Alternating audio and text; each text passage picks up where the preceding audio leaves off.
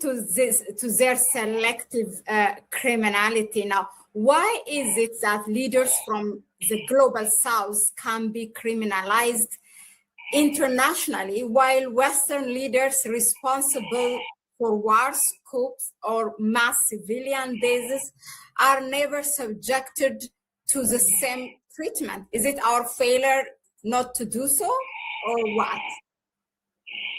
It's a power imbalance. It's as simple as that.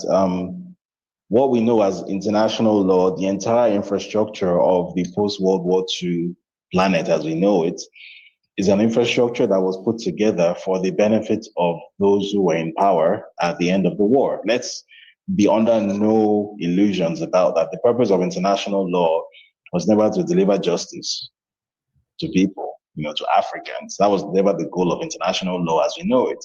The goal was to maintain a certain social, political, and economic order with a certain group of people at the top and a certain group of people under them. That was always the goal.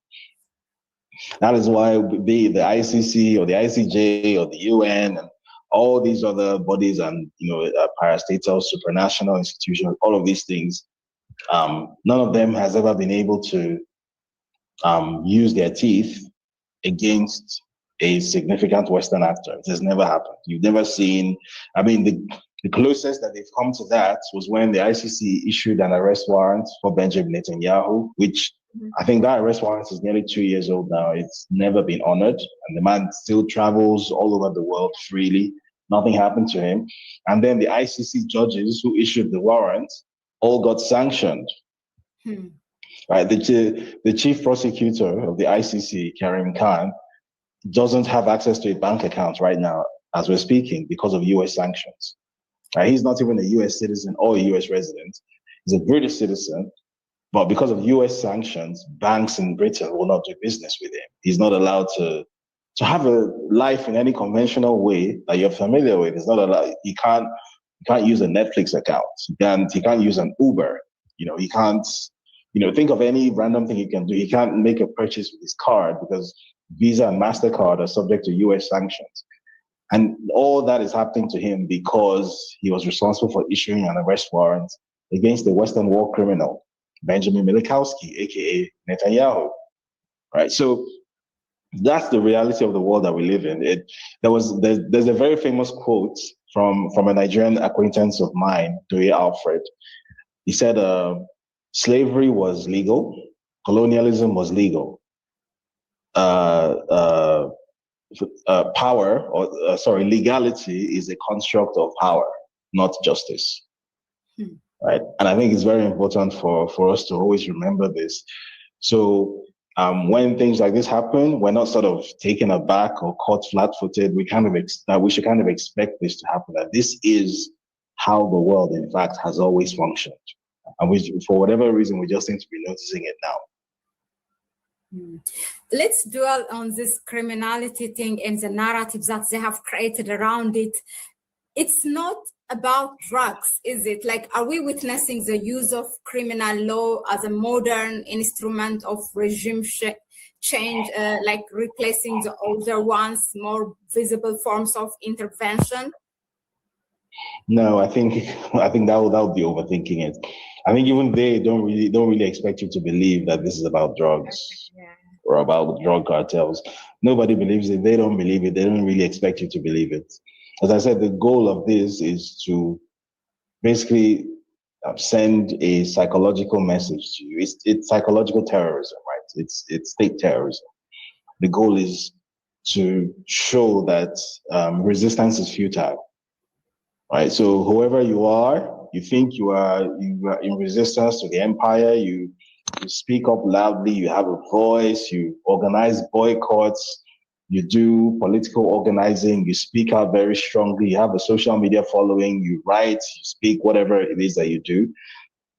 Here we have a whole head of state and we picked him up like a rag doll and put him in handcuffs and yanked him off to jail in our country. So if you can do that to a heavily protected head of state, the head of state sitting on top of the world's largest oil reserves, Venezuela is not a poor country. So if you can do that to him, imagine what we can do to you. Yeah. That's what the goal of this is. So they don't really expect you to think that this is about some cartel de los soles, which doesn't actually exist. They know, as well as you know, that that is all bullshit. The goal of this was to terrorize you, and unfortunately, I think it's working for many people. I guess the thing about invoking this non-existent drug accusation and to use that as a narrative justification isn't so much about the justification in itself. You and I know it's not a justification. They know it's not a justification. But the goal is, again, it's part of that sort of psychological terror that this group of people can wake up tomorrow and cook up any kind of nonsense, right? They can accuse you of I don't know, committing an ant genocide, killing an ant farm or something, and turn that into an excuse to yank you off to jail on another continent. Because if they could literally create this whole edifice of bullshit out of nothing, right? They literally created this narrative that there is this non-existent drug cartel called the Cartel de los Soles, which is supposedly led by Nicolas Maduro. Nicolas Maduro was or is the president of a country sitting on the world's largest oil reserves. Why on earth would the person sitting on the world's largest oil reserves need to have any involvement whatsoever in drugs? Is it money that's his problem? Sitting on the world's largest oil reserves? Are you being serious?